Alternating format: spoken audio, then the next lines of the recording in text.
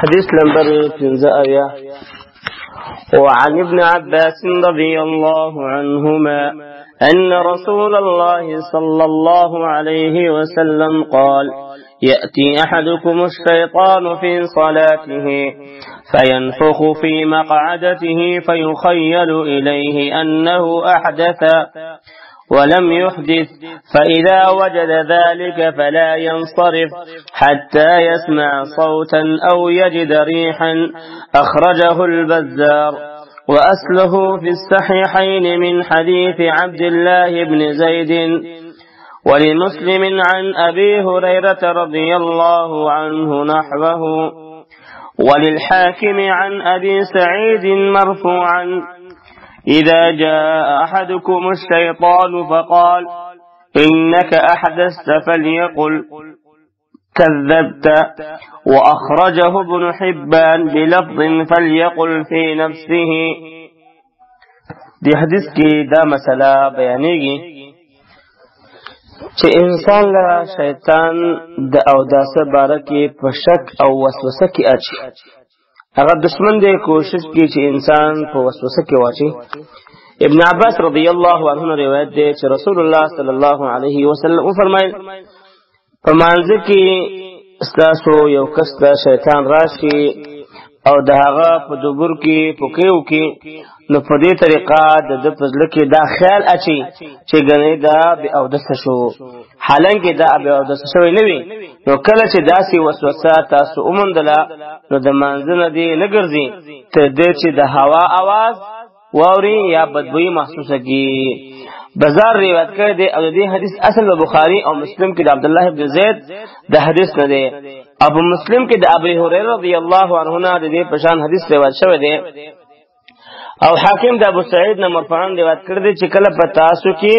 چاته شیطان راشي او وای چې ته به اودس شوی، نو هغه ته دی وای ته دروغ وای. او ابن حبان دا په دې الفاظ روایت کړی دی چې دا کلمات په خپل ځل کې وای. فیخیل معروف او مجهول دواړه کې دي شي. که معروف سی غشي نو ضمیر با شیطان ته راځي او الیه ضمیر انسان ته راځي دی، او معنا دا چې شیطان د انسان په وهم او خیال کې دا خبر اچي. او که چېرته مجهول سی غشي نو به انه احدث نائب فاعل دی، یعنی دا انسان په خیال کې راځي چې به اودس شو. دا आवाज اوریدو یا بوی محسوسولو نه مراد یقین راتل دي، یعنی په دې شک او وسوسه باندې عمل نه کول پکار، تر څو چې د تا یقین راشي چې یاره په وتلو د یو څیز باندې یا په حس کولو د یو څیز باندې که یقین د دین علاوه په بل طریقه حاصل شو نو هم په اودس ماتوي. خدا یقین چونکه عام طور سره په आवाज اوریدو سره او بوی محسوس کولو سره راځي، لہذا عام انسانانو اغلا پکار دی چې د هغه داسې زونه که راګیر کې مثلا د هغه بوی راګیر کې یا مثلا د هغه आवाज ووري د بیا او د سوي ماتوي. په دې حدیث کې یو څو مسائل دي. اول دې ټول حدیثونو معلومه شو چې وسوسه او شکونه هغه له پشتریت کې اعتبار نشته، بلکې کوم چې په کوم حالت باندې مخ کې او په حالت باندې به پرې خودل شي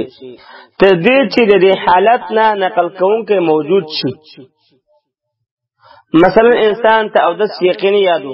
لیکن په ماتېدو کې شک وو چې مات کړي به مې او کنه، نو د شکل اعتبار نشته، د شکل به بيخي اعتبار نه ورکي. دا سره شرعاً او دس ګڼل کېږي ځکه چې دا او دس کړي دي. دا راګه چې او دس ماتېدو باندې یقین چې ما خو یقیني او دس مات کړي دي، خو په کولو کې شک دی، نو شرعاً دا به او دس شمارل شي، نو او دس دیو کې. دریم د حدیث د فقه قاعده د لپاره دلیل دی چې الیقین لا یزول بالشک، یقین هغه په شک سره نه ځای لکېږي. سلورم شیطان د انسان دشمن دی، په هیڅ حالت کې نه پریږدي چې د الله عبادت وکړي. په هر حالت کې دا کوشش کوي د انسان عبادت خراب کړي، انسان تباہ کړي، خاص کر اشرف العبادات چې مونږ او دا وسوسه کله په قول سره کوي کله په فعل سره وي، نو مؤمن له پکار دی چې هر وخت ویښ وي او د شیطان د چلونو مقابله وکړي او په وسوسو باندې عمل اونکي ځکه په دې سره د شیطان مقصد پوره کیږي بلکې کچې تمون د شیطان خبره اونه منله نو هغه ذلیله او نامراد پر خلق کیږي الله رب العالمین فرمایي ان الشيطان لكم عدو فاتخذوه عدوا انما يدعو حزبه ليكونوا من اصحاب السعير شیطان ستاسو دشمن دی نو په دشمنی باندې ونسئ هغه کوشش کوي چې خپل جماعت زیات کړي خپل ډلې ته دعوت ورکړي نو هوا وتلو سره او د سماتيږي لګوي کډیر هر کله چې په دې باندې یقین وي او په دې باندې د علماء اجماع ده چې خروج الريح او خروج الصوت باندې بالکل او د سماتيږي بل عبادتنا د فارغیدون پس شغراتلو سره هیڅ اعتبار نشته مثلا او د سکول نه فارغ شي او شک شو چې آیا مزازه به پریخي وي او کنه یا به مخ وینځلې وي یا کنه شک دی نو په دې حال په دې د اعتبار نشته اکثر خلک دا شکونه ورته ورځي د لیس اعتبار نشته اصل دا دی چې عبادت صحیح ده چې بس فروق بس به دې شکونه اعتبار نشته درجه د حدیث صحیح حدیث دی امام بخاری امام مسلم امام ابو داود امام نسائی نقل کړی دی دې حدیث بنیادی الفاظ هغه بخاری او مسلم کې موجود دي لکه مخکې تیر شو د حاکم او ابن حبان روایت شیخ البانی هغه فلیقل کذبت او یا فلیقل فی نفسی کذبت جمله دې ضعیف ویل ده ځکه چې په دې کې عیاض ابن هلال یا هلال ابن عیاض راوی دی او هغه مجهول راوی دی دې وجه دغه ټکړه دا نشته وای دلته مصنف له بغارو چې د حدیث نمبر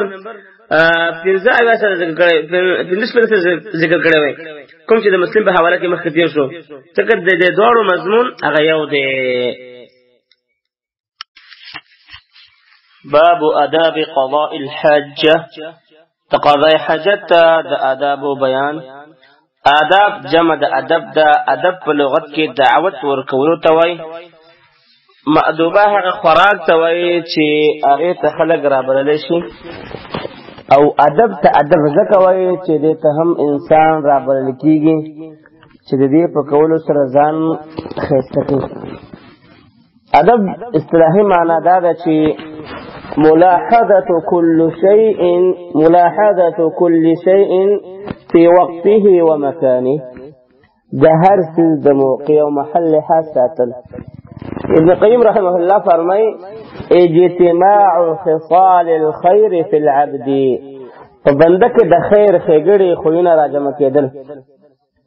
دریم معنا دا استعمال ما يحمد قولا وفعلا قول او فعل استعمالول او د ادب اطلاق په هر هغه څه کېږي چې یو شی یا یو شخص سره لایق او مناسب وي او د ادب مختلف درجات دي کله مستحب کله سنت یا واجب کېدو ته وایي او کله حرام یا مکروه څه نه ځان ساتلو ته وایي په دې باب کې د دواړو درجې مراد دي قضاء الحاجه حاجت پر کول او دا کنایه ده د خروج د بول او غائطنا اسلام غواړي چې انسان ټول وخت په ذکر او عبادت او بندگی کې تیر کړي دیو جنا انسان خو په هڅه هم قضاء حاجت تزيد دا ضرورت دی خدا که د نبی کریم صلی الله علیه وسلم د سنت مطابق وکړي شي نو یو مثل دی چې هم خورما او هم ثواب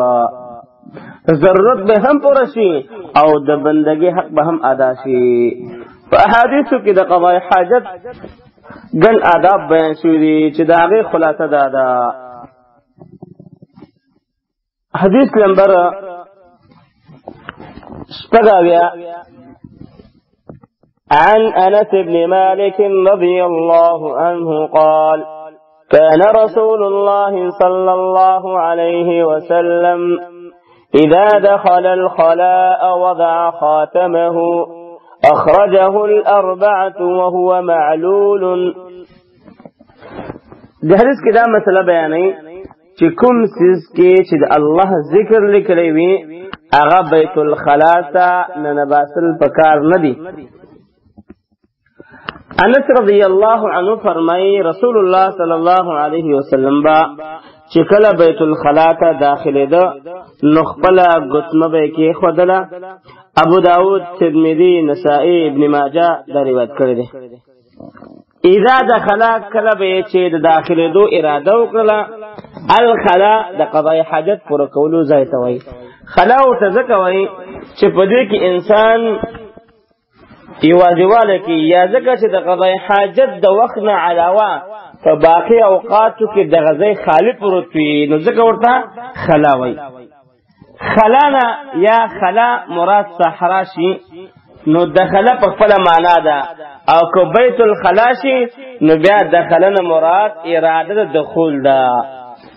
وضع من اي نزع والقى ویستلا او کی خودلا خاتمه دتا په زور سره یا زیر سره خاتمه یا خاتمه هغه ما یا هغه حلقه چې بدل غمه پکې وي او غمه پکې نه وي هغه ته بیا فتحتون وای په روایت کې د دې ګوتمې وستو د ذکر شوی دا هغه دادا چې د دې په غمی باندې محمد رسول الله صلی الله علیه وسلم الفاظ ذکرو حاکم بهقی روایت راوړي د ټولو نه د پاسه لفظ الله دا غلان دی رسول او دا غلان دی لفظ محمد ذکر شو او خاتم ګوتمې په وخت کې جوړ کړلا کله چې په اتم کال باندې کفارو ته د خطونو لګلو اراده فرمایله نو چاو ته ارزو کو چې کفار هغه خط نه قبلې چې په کوم باندې چې مهر نه وي هغه خط نه قبلې چې کوم باندې مهر لګېدلې نه وي نو نبی صلی الله علیه وسلم د سرو زرو ګتمه جوړ کړله صحابه کرامو رضی الله عنهم نبی صلی الله علیه وسلم په تابعداري کې د سرو زرو ګتمه جوړ کړې بیا نبی صلی الله علیه وسلم دالل کړه او د سپینو زرو ګتمه جوړ کړه صحابه هم مغلط کړي او د سپینو زرو جوړ کړي نبی علیه الصلاۃ والسلام تو فرمایل ګتمه خو مو جوړ کړي او تاسو به زما الفاظ نه لیکي ځکه بیا پته نه لګي نو کله چې بیت الخلا ته داخله دو زی او اراده کوي نو دا ګتمه بهر دی د الله د نوم احترام د وجنه بغا پیغمبر خپل بهر کې خدای د الله د نوم د وجنه نو کومه ګتمه چې د الله نوم نه یا پروا نه کوي خو چې د الله نوم پکې هغه به بهر کې خدای حدیث کې اوسه مسائل معلومیږي اول انسان نه پکار دی چې کله د قضاء حاجت اراده وکړي انسان سره دی په جیب کې داسې ګتمه یا دینی کتاب یا خط وغیرہ نوړي چې په هغه کې د الله ذکر وي یا د هغه نوم او صفت لیکل شوی وي دې لپاره چې د بې عزتي او بې حرمتي ونشي ځان سره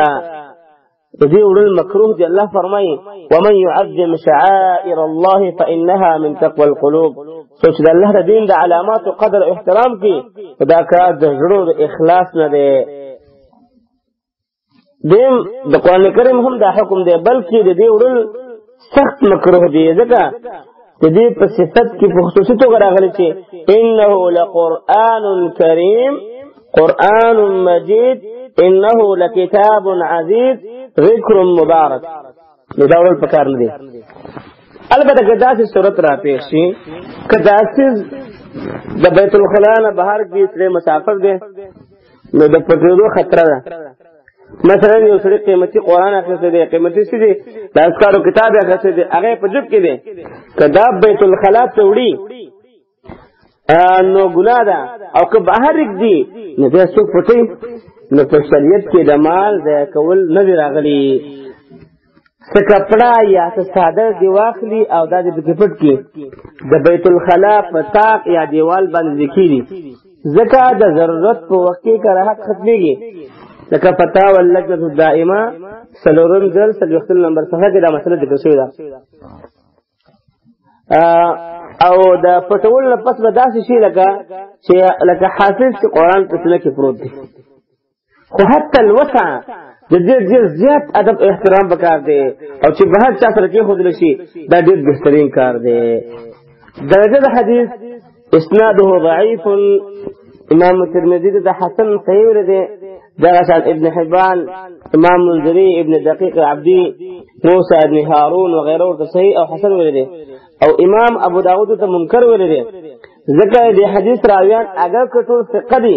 لیکن په دې کې حمام ته وهم لګیدلو او د ابن جرير د نور شاګردانو نه خلاف کړی دی ځکه نور شاګردانو دا 10 حدیث روایت کې ابن جرير عن زياد بن سعد عن الزهري عن انس قال ان النبي صلى الله عليه وسلم اتخذ خاتما من ورق ثم القاه او حمام په دې کې خطا شوی دی او دا الفاظ وی دي كان النبي صلى الله عليه وسلم اذا دخل الخلاء وضع خاتمه خو حمام چونکی خپل د صحیحین ثقه راوی دی او ثقه چې کله د اوثق نه خلاف کی نو دې ته شاذ وای او منکر خو دې ته وای چې ضعیف د ثقه نه خلاف کی لہذا د امام ابو داود دا شاذ د اصطلاح خپل دا مطلب دا دی دې وجه امام نسائی ور د مشهور اصطلاح موافق غیر محفوظ وای لیکن دې شذوذ نه یو څو جوابات دی اول جواب دا دی چې حمام د صحیحین راوی دی د دنه دومره خطا کېدل بعید کار دی اصل دا ده چې دا دوا جدا جدا حدیثونه دي دیم دا چې حمام په دې روایت کې منفرد نه دی د دوا متابعین موجود دي یو چې دی یحیی بن متوکل او بل یحیی بن زریس ابن متوکل اگر کان صدوق یخطئ دی لیکن ابن زریس صدوق او حافظ الحدیث دی دا دوار روایتونه حاکم او دارقطنی نقل کړی دي البته په ټول روایتونو کې ابن جرير عن الزهري راغلی دی او ابن جرير مشهور مدلس دی دلته عنعنه کړی دا دې وجنه حافظ ابن حجر فرمایي زما په نيز باندې دې حدیث علت صرف د ابن جرير تدلیس والده نو ستر وجه نه ده لہذا د حدیث کوم مقصد ته هغه بالکل صحیح دی حديث نمبر وأريا وعن أنس رضي الله عنه قال كان النبي صلى الله عليه وسلم إذا دخل الخلاء قال اللهم إني أعوذ بك من الخبث والخبائث أخرجه السبعة في حديث كده مسألة بيانيگي چې انسان کله بیت الخلاء ته د نوتو اراده وکي نو دا دعا به وایي انس رضی الله تعالی عنه فرمایي نبی صلی الله علیه وسلم با چې کله بیت الخلاء ته داخلېدو نو دا دعا به هغه ویله یا الله ز پتا پوری د نارینه خبيثو پیریانو او زنانه خبيثو پیریانو نه پناه غواړم اذا دخل الخلاء خلاء مراد بیت الخلاء شي نو دخل په معنا دا اغاد دخول سره یعنی کله چې اراده داخله وکړه لکه د بخاری په یو معلق روایت کې راځي اراد ان يدخل په ادب المفرد کې موصولون ذکر دی او که خلاء مراد فضا او صحرا شي نه داخله په خپل معنا ده خبث او خبائث دې دوه معناګانې دي خبث په ضمه یا سکون د باسره لکه کتبون او کتبون جمع د خبيث د نارینه شیطانان او خبائث جمع د خبيثتون د زنانه شیطانان دویم یا خبث مصدر په معنا ده د خباثت سره شر او دانګي کفر او کراهیت سره خبائث گناهونه بدکارونه یا شیطانان نو معنا به داسې شي زه پناه غواړم پتا سره د شر او شیطانانو نه یا د کفر او گناهونو نه یا د شر او شریانو نه په دې حدیث کې یو څو مسائل معلومیږي اول کله چې بیت الخلاء ته داخله دو اراده وکي نو دغه دعا به لولي او که په سهار کې قضا حاجت کې د عورت کار کول نه لږ مخکې به دا دعا لولي په یو بل صحیح حدیث کې دی چې بسم الله ویل سره د پیریانو او دارنګي د سترګو او د بنی آدم د عورتونو ترمنځ پرده راځي چې کله انسان بسم الله وایي دې حدیث راځنه انسان چې کله بیت الخلاء ته نو په وخت کې بسم الله وایي دا هم پکار دی چې بسم الله وایي بیت الخلا او نور ګنده ځایونو ته پیریان او شیطانان حاضریږي او په دې کې اوسېږي. لکه بل روایت کې راځي ان هذه الحشوش محتضرة فإذا أتى أحدكم الخلاء فليقل أعوذ بالله من الخبث والخبائث. انسان لا د ضرر ورکولو او فساد د پاره قضا حاجت ځینو ته پیریان حاضریږي. د قضا حاجت په وخت د دعا لولو دې وجنه د بچاو د پر الله رب العالمین ته التجا او زاری کول او دا دعا ول ضروری. دې دعا کې اعوذ بک یا اعوذ بالله دوړ الفاظ ثابت دي. که هر یو لفظ وای سنت ادا کیږي. په پاک سيزونو کې ملائک او ګنده سيزونو کې پیران او شیطانان اوسېږي. کوم ځایونه چې پاک هلته ملائک اوسېږي او کوم ځایونه چې ګنده هلته شیطانان او پیران اوسېږي. ځکه الله رب العالمین فرمایي کنا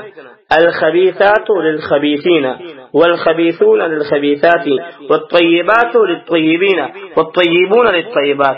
خبيث خلق او خبيث زي دا د خبيث خلقو د پاره وي او پاک زینا او پاک سيزونه هغه د پاک خلقو د پاره وي. په پاک زینا کې جمعه ده د داخلو په وخت سعید الله رحمت هغه رایات اللهم افتح لي ابواب رحمتك دا بوي.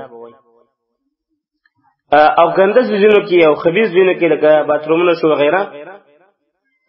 دا وخت کې باید انسان د الله رب العالمین پناه وغواړي په شر باندې چې اللهم اني اعوذ بك من الخبث والخبائث. نبی کریم صلی الله علیه وسلم با چې په الله پورې د شر او اهل شر نه پناه وغوښتله نو دا اظهار د عبودیت یا امت تعلیم د پاره ولې چې الله رب العالمین هغه د هر قسم شرونو نه د هغه حفاظت کړیو نو هغه د امت د تعلیم د پاره د دعاګانې غوښتلې. حدیث نه د پیریانو او د شیطانانو وجود ثابت شو او دا د اهل سنت والجماعت عقیده ده چې پیریان او شیطانان موجود دي. د دې انکار کول پکار نه دي. کله یو کور په صحن یا ګوټ کې تشه متیازه کې نو هم دا دعا لوستل پکار دي. ځکه د خریانه قضای حاجت لفظ د شامل دی. دلته خبر یاد دی ک انسان بیت الخلا ته د نوټو په وخت کې دا دعا یې رسوا نو پزله کې به وای په خپل به نه لولي.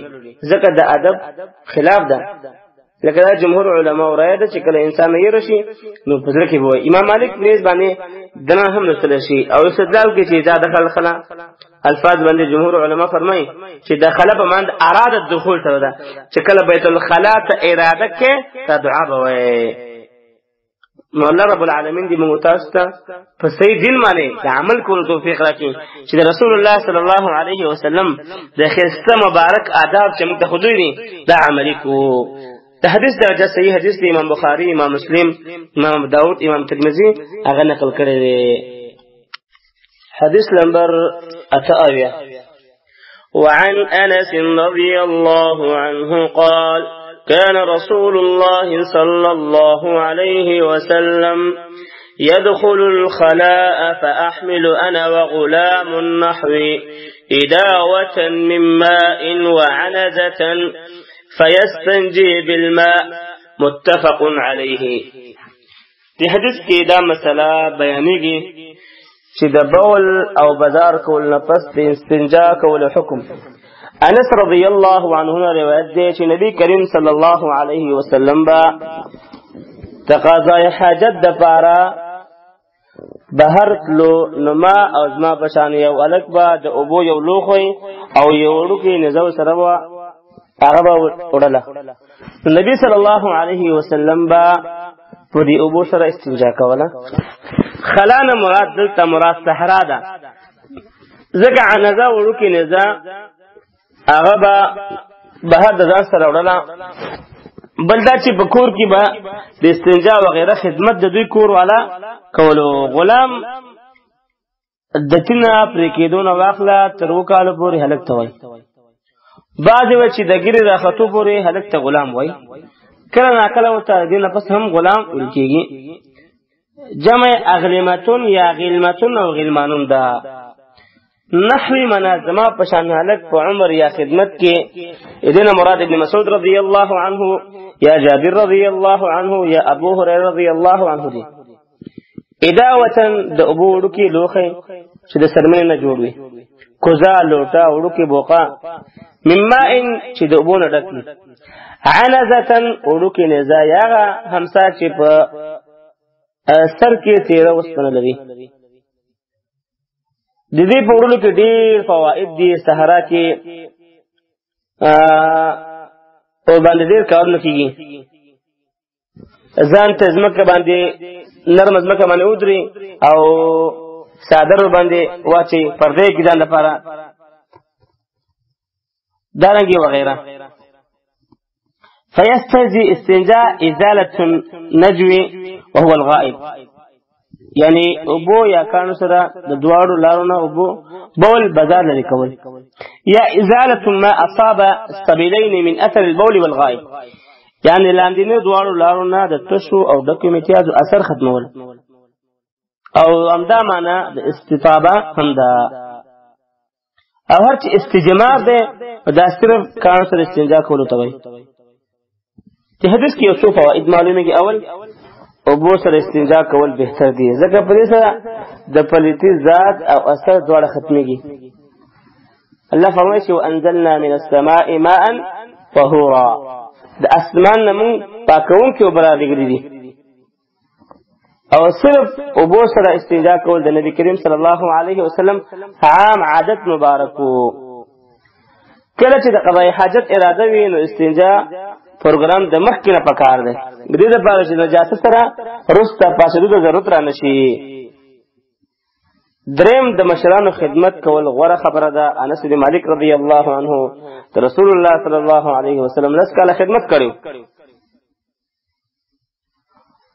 دیو غوره او نموړي شخص د پاره دا جائز دی چې د خپل بعض ملګرو او کشرانو د استنجا یا د لپاره د ابو وغیرہ وړو خدمت واخلي استنجا درې قسم ده یو ابو سره دویم کانو سره دریم دواړو سره دا ابو سره او کانو سره دا دواړه قسمونه په صحیح او صریح حدیثونو کې ثابت دي او دریم قسم چې په دواړو سره په ابو او کانو سره په دې باره کې صحیح صریح حدیث نشته البته د بعض حدیثونو نه د دې جواز معلومیږي او کوم حدیث د ابو او کانو په جمع کولو کې راغلی دی هغه ضعیف دی لہذا صرف ابو سره استنجا بهتر ده او دوی نمبر کانو سره او دریم نمبر دواړه جمع کول هم جائز دي خو سنت نه دی دا وجه د رسول الله صلی الله علیه وسلم با کله استنجا وکړه نو امت ته تعلیم د پاره خپل لاس به پزما راخلو امام مالک او سعید بن مسیب دوی وایي چې ابو سره د استنجا کول نه انکار کوي او وایي دا د نبی کریم صلی الله علیه وسلم نه ثابت نه ده او بعض مالکانو په نيز ابو سره استنجا کول مکروه ده ځکه وایي دا مطعوم دی د څښاک څه دی او بل په دې کې ګندګي لاسه ورول دی خپل لاس ګندګي ته وړل دی او دا نظافت او پاکي خلاف دی نو دا دواړه رائے صحیح نه ده ځکه یو خدای چې صریح حدیث خلاف دی حدیث دا چې نبی صلی الله علیه وسلم په وګړه استنجا کوله دین دا چې د پلیتی ختمولو لپاره هغه د میز وړلو لپاره وبدي دریم دا چې ابو سره چې دا پر صفای حاصلېږي لہذا د دې خبره صحیح نه ده حدیث چې درجه د حدیث صحیح حدیث دی امام بخاری امام مسلم امام نسائی هغه نقل کړی دی صحیح حدیث دی حديث نمبر نهاية وعن المغيرة بن شعبة رضي الله عنه قال للنبي صلى الله عليه وسلم خذ الإداوة فانطلق حتى توارى عني فقضى حاجته متفق عليه في حديث كي دا قضاء حاجت دا إرادي بوقت كي لوتلل أو دخل قنا فتدل مستحب دي مغیرہ بن شعبہ رضی اللہ عنہ نے روایت دے چې ما ته رسول الله صلی الله علیه وسلم او فرمایل د ابولو خو واخلا او ما سره راځه هغه لاړل تر دې چې زما د نظر نه غائب شو الته خپل حاجت پوره کړ توارا استترا استخفى پش فوائد په دې حدیث کې دادي کله چې انسان د قضاء حاجت اراده وکړي نو کله بیت الخلا وي هغه ته داخلېدل او کله وي نو دومره لوی دل پکار دی چې د خلکو د نظرونو غائب شي لکه د نبی کریم صلی الله علیه وسلم دا عادت چې کله به قضاء حاجت اراده و نو دومره بلل لاړه چې هیڅ چا بنلې ده دیم عورت پټول فرض او ښکار کول ګناه ده دریم د قضاء حاجت مخ کې هغه د فار او بو یا کانی و غیره تیارول مستحب دي د لپاره چې د قضاء حاجت د پس هغه پسې د ګرځېدو نوبت رانشي سرورم صرف او بو سره استنجا کول جائز دي بلکې بهتر دي اگر که کانی استعمالول نبی کانی نبی نو بو استعمالول بالکل بهتر دي ځکه په حدیث کې صرف د ابو تذکرہ ده د کانی ذکر پکې نشتا د استنجا او داسه وغیره د پاره د ابو پر اورلو یا رنځ کولو کې د بل چانه خدمت اخستل بالکل جائز دي آزاد اصل انسان هم د خدمت د پاره ساتل جائز دي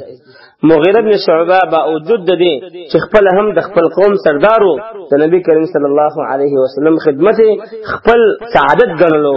معلومه چې د مشرانو خدمت کول د خادم د پاره هم د عزت او شرافت خبره ده حدیث کې د نبی کریم صلی الله علیه وسلم پورا حیا ذکر دا چې قضاء حاجت د پاره به دومره راتللو چې هیڅ نه لري د هر مؤمن له دې اهتمام پکار دی چې هغه د دې اهتمام کوي زمنګ د باز خلک کله چې استنجا کې په جماعتونو کې الله رب العالمین دې ورحمږي اس خیال نه ډایرک نه لګ د حیا پکار دا لګ د حیا نه کار اخستل غواړي عزتمندو په دین او شریعت باندې ځان خبرول غواړي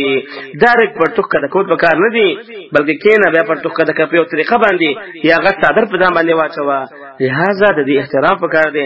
موږ تاسو الحمدلله الله رب العالمین بهترین پیغمبر جناب مصطفی صلی الله علیه وسلم را لګره دی او د دې مقصد د پاره راغلی دی چې موږ ته هر څه اوخی او الحمدلله هر څه طریقه او د سماعتي د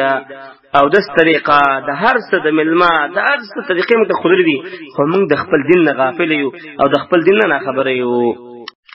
حديث نمبر أتيهم وعن أبي هريرة رضي الله عنه قال قال رسول الله صلى الله عليه وسلم اتقوا اللاعنين الذي يتخلى في طريق الناس أو ظلهم رواه مسلم وزاد أبو داود عن معاذ رضي الله عنه الموارد ولفظه اتقوا ملاعن الثلاثة البزاز في الموارد وقارعة الطريق والظل ولأحمد عن ابن عباس رضي الله عنه أو نقع ماء وفيهما ضعف وأخرجه الطبراني النهي عن قضاء الحاجة تحت الأشجار المثمرة دې حدیث کې دا مسله بیانې چې د ځینې هغه ځایونو چې په هغه کې د قضاء حاجت کولو منع راغلی ده هغه ذکر کوي ابو هريره رضی الله عنه روایت ده چې رسول الله صلی الله علیه وسلم او فرمایل د لعنت سبب جوړیدونکي دوه سيزونه ځان اوساتي چې هغه د لعنت سبب ګرځي یو را کس قضاء حاجت کول چې د خلکو په لارو کې قضاء حاجت کې دا د لعنت سبب دی بل هغه کس چې داغه په د خلکو د ونې په سور کې قضاء حاجت کې او ابو داود د معاذ په روایت کې دا وایي چې ګودرونو کې هم قضاء حاجت کول دا هم سبب د لعنت دی د لعنت د درې ځایونو ځان اوساتي په ګودرونو کې امتیازي مکوي د لارې منځ کې امتیازي مکوي لاره چې کوم ده او په سور کې د دسمات ځان اوساتي دا ځینې کې او دسمات کول دا پکار دي او عبد الله ابن عباس رضی الله عنه هغه وایي چې دا غزینم ځان اوساتي چې کوم ځکه د ابو د جمع کېدو په ځای کې یعنی خلک چې دا جمع کېږي خو لیکن دې روایتونو کې کمزوري ده طبراني په ضعیف سند سره ابن عمر رضی الله عنه په واسطه نقل کړی دی اللعنين تسنیه د لاعن دا لاعن لعنت او خیره کوم کې توي دلته مراد هغه څه دی چې د خلکو د لعنت سبب جوړیږي لعنت راکاږي بنا په دې معنا بداري الذين مراد تخلى يتخلي الذي يتخلى لکه چې ترجمه هم دې مطابق شوی دا یا لعن په معنا د ملعون سره دی او معنا دا ده چې ځان او ساتي د دوه ملعون کسانو نه چې د دې دوه کارونو په وجه خلق باغوي کې باغوي لعنت وای اللاعنين او اللعانين چې مبالغه ده په لعن کې معنا اتقوا فعل اللعانين اي صاحب لعن وهما اللذان يلعنهما الناس في العاده معنا دا ده چې خلق باندې عام لعنت وای دي نسو کې ځان او ساتي بزاز صحرا تتلل قضاء حاجت کول قارعه الطريقه د قرعنه د مطلب دا دی لارو کې میچارج مکوي دینه منه غل شریعت دینه منه کړی ده اتقوا اللعينين دا لعنت سوګوي یا خو لعنت وین کې الله رب العالمین دی او یا لعنت وین کې انسانان دي کله چې هغه په لارو کوڅو ګذرونو کې دا قسم ګندګي ویني د خلونو دا قسم الفاظ وي چې الله دې ته انسان تباہ او برباد کړي نو د انسان دا کار د خلکو د لعنت سبب وګرځید حدیث کې دی چې مسلمانانو دا غوي په لارو کې کوڅو کې تکلیف ورکونو دا غوي لعنت به واجب وي خامخا به لعنت وای خلک نو حدیث کې ونه ځکه معنا راغلی دا یا دواړه مراد لکه ابو هريره رضی الله عنه حدیث کې من سلى سخيمته على طريق عامرة من طرق المسلمين فعليه لعنة الله والملائکه والناس اجمعين چې د مسلمانانو په آباد لاره کې خپل ګندګي وستلا نو په دې د الله او ملائکه ټول خلق لعنت وي دې حدیث کې څو فواید معلومیږي اول تخلقو په لارو او سرو کې قضاء حاجت کول منع دي کوم ځکه چې ستوري وی خلک یې نه دونه لاندې ځکه په دې کار خلکو ته ضرر رسیږي هغه په دې باندې فلیتيږي او د تیرېدو په وخت کې دې بدبوئی هغه باندې راځي د سورې نه مراد هغه سور دی چې خلک دا اعلان دي کینی آرام کې هر سور اعلان دي خدای حاجت کول منع نه دي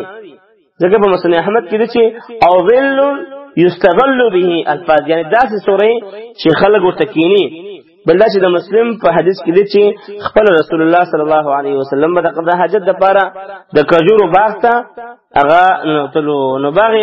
خودو الته خسور وی لیکن د دې سورې نه با چا فائدہ نه اخیستل هغه سورې مراد ده چې خلک الته کینی دارنګ په ګودرونو کې چینو کې حوضونو کې او دا په کار نه دي او د سماعت کول منع دي مسلمان باید نه ځان وساتي دارنګ هر هغه ځای چې قضاء حاجت کول منع دي چې خلک راجمع کیږي او فائدہ ترې خلک اخلي لکه عام میدانونه چمنونه پیتاوي او دغه ګورندونه دارنګي باغونه دارنګي د عام چې کوم پارکونه دي ځکه علت په دې ټولو کې تکلیف ورکول دي او دا منع دي مومن مسلمان باید دې سو ساتي ځان او ساتي دا ادم رسول الله صلی الله علیه وسلم خو دا حدیث ته معلومه شو چې اسلام د نظافت پاکیزه اهتمام کوي او د مصالح عامه او لحاظ ساتي چې مسلمان باید عام وقت د خپل مصلحت خیال وساتي درجه د حدیث صحیح دی امام مسلم امام ابو داود امام احمد ابن خزیمه ابن حبان وغیرہ نقل کړی دی لیکن په دې حدیث کې د دریونه زیادتو مطلب زیادت د ابو داود الموارد دا زیادت د انقطاع د وجه نه ضعیف دی ځکه په دې کې ابو سعید حمیری د معاذ نه روایت کې او د معاذ هغه نه مندلې دې وجنه دا دریش جنا هغه باید مسلمان ځان وساتي البته باید خپل او د سماته اونکي په لارو کې په سورو کې دارنګ په ګذرونو کې